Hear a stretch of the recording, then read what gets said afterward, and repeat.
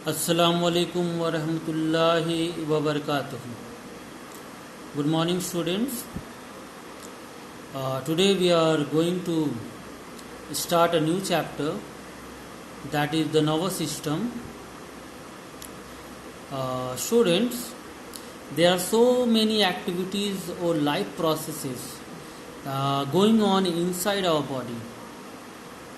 Like if I want to give you example, then digestion, respiration, excretion, lots of processes takes place inside our body, and all these processes and actions have to be properly timed and coordinated. That means if you are eating something, the process of eating, the process of digestion, the process of absorption of food, digested food probably, and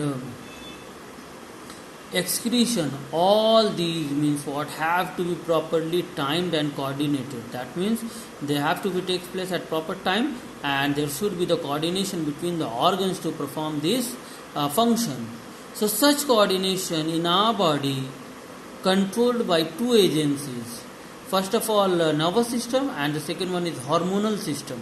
Hormonal system, that is the endocrine system, that is in your chapter. You have this chapter also. We will discuss it later on.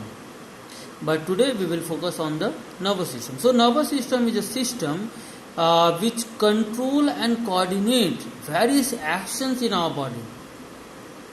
And how they are consist of? They are consist of network of nerve cells and fibers which stabilize communication between the brain and the entire body parts. And these network of nerve cells, that is called the neurons. The network of nerve cells, that is the neuron.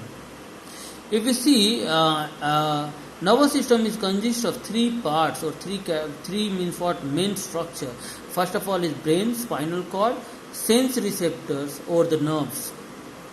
Sense receptors and the nerves, and all these three major parts, that is the brain, spinal cord and nerves, all these are made up of neurons or nerve cells.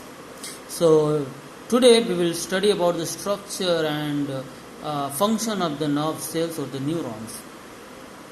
This is a diagrammatic representation of a nerve cell or neuron.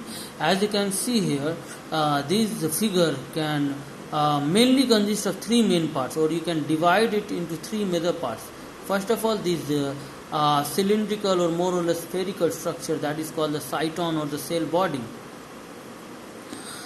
Second one is that the long cylindrical part, the long narrow cylindrical part, that is called the axon, and these finger-like structure, that is called the dendrons or dendrites.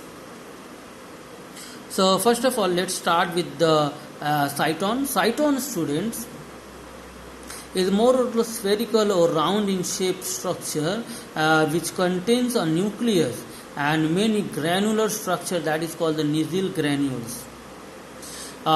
This means for structure, that is the cyton, which is consist of cytoplasm. They do not contains most of the cell organelle. They do not contain contains most of the cell organelles, including the centrosome, and that's why division in nerve cells is not possible. So nerve cells cannot divide. The reason is that nerve cells cannot divide. The reason is that nerve cells do not contain centrosome, which initiates the cell division. Now you can see that from this cylindrical or spherical part, many finger-like projections are coming out from the cyton, and each finger-like projection is called dendron.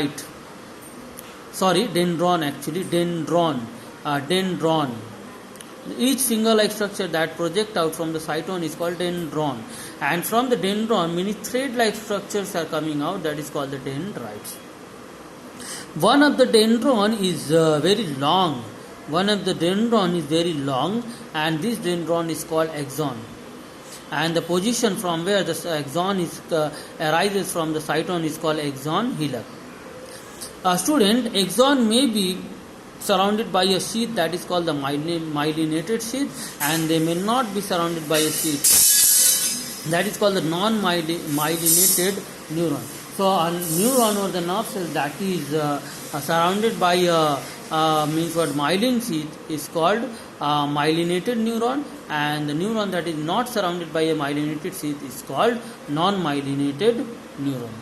The advantage of having myelinated sheath is that the neuron which contains myelinated sheath have greater speed of conductivity, greater speed of electrical conductivity or impulse, and the non-myelinated neuron are slightly slow in conducting the electrical impulse.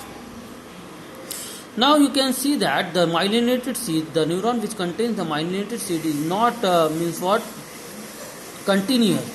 It is discontinuous. It is discontinuous at a point that is called the nodes of Ranvier. That is called the nodes of Ranvier.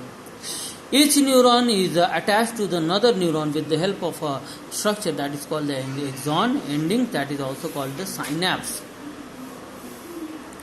So this much for today, students, and if you have any question regarding the today's topic, text me.